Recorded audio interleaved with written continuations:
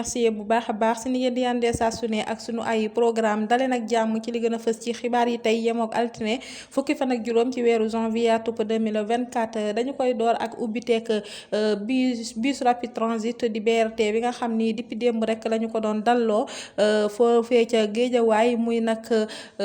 bus boo xam ni day rallier Géejawaay ak Dakar gannaaw kon ñaari at bi ñu inauguré TER bi tey njiitu réew mi Macky Sall inauguré waat na li nga xam ni moo di BRT muy 121 bus yoo xam ni mën naa rek daal di transporter bés bu nekk lu toll ci 3000 passagers fii ci région bu Dakar ci fàttali nag BRT boobu 19 octobre 2019 la ñu defoon lancement projet bi tey niki démb 14 janvier 2024 la ñu ko daal di inauguré ñu wëyal àddu ci ki nga xam ni moo di candidat bu coalition Benno Bokk Yaakaar di Amadou Ba nekk itam njiital jëwriñ moom moomee mi ngi tournée économique foofee ca Casamance depuis dimanche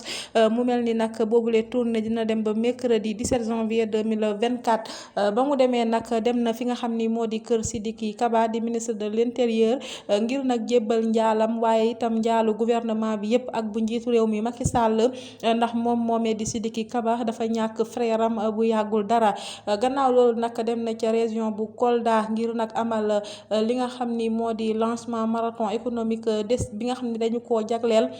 dynamiser les perspectives économiques de la Casamance ci noonee li ci gën a am solo di société de développement agricole et industriel du Sénégal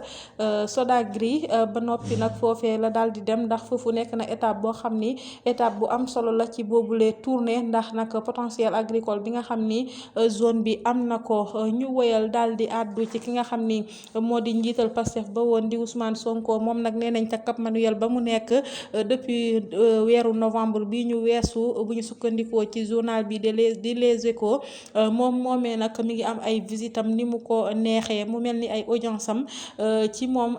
la daal di aju ndax moom moo ko daal di organiser boppam muy organisation boo xam ni bu strict la ndax nag daa jël visiteurs yi daal di leen tàggale si ñaari catégorie ñenn ñi di ay xaritam ñeneen ñi di ay mbokkam mu mel ni kon nu mu leen neexee nag nee nañu la leen di recevoir amu ci benn gàllankoor sauf nag bu fekkee ni ay avocat wam ñoo koy seetsi di ñu koy layool booba moom waxtaan bi benn garde pénitentiaire da koy daal di fekkee ñu wëyal wax ci li nga xam ni mooy lu doy waar la nga xam ni mu ngi xewee foofee ca Ngaay Mexe ndax nee nañu ñetti jigéen ñoo xam ni dañoo wannoon lor ba ñuy am doom nag ñu daal di leen di césarienne ñoom ñëpp nag ñoo génn àdduna fukki fan gannaaw bi nga xamee ni hôpital bàyyi na leen ñu ñibbi seeni kër ba tax na nag enquête jël nañ ko daal di koy jébbale ci dossier boobu ngir xam lan moo waral rek ñetti jigéen ñooñu daal di génn àdduna ñaari victime yi nag ñoo ngi dëkk ci ville bu Ngaay Mexe waaye nag ñetteelu victime bi mu ngi dëkk ci village bu ñu naan Kel bokk ci commune bu Mérina Ndaxaar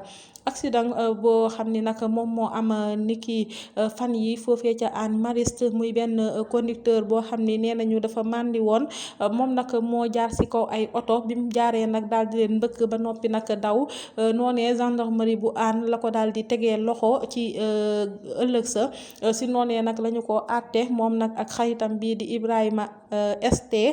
moom mi nga xam ni nag moom la ñuy toppee mbir mi mu ngi tudd Abdou moom nag nee nañu ci kanamu juge bi nangu na ni moom moo def li ni mel ndax nag dafa dawal ci état boo xam ni yorul permis waaye itam dafa màndi woon kon nag daa plaidé coupable waaye nag jéggalu na ci kanamu tribunal bi ba tax ñu daal di koy daan 3 weer yoo xam ni du ko daal di tëdd ak amende bu 50 000 xaritam bi di Ibrahima itam bàyyi nañ ko même bu fekkee que ni nangu na ni moom it dafa naanoon alcool avant ñuy dugg ci oto boobu kon ñoom ñaari xarit yooyu yëpp tey ji amaat nañu seen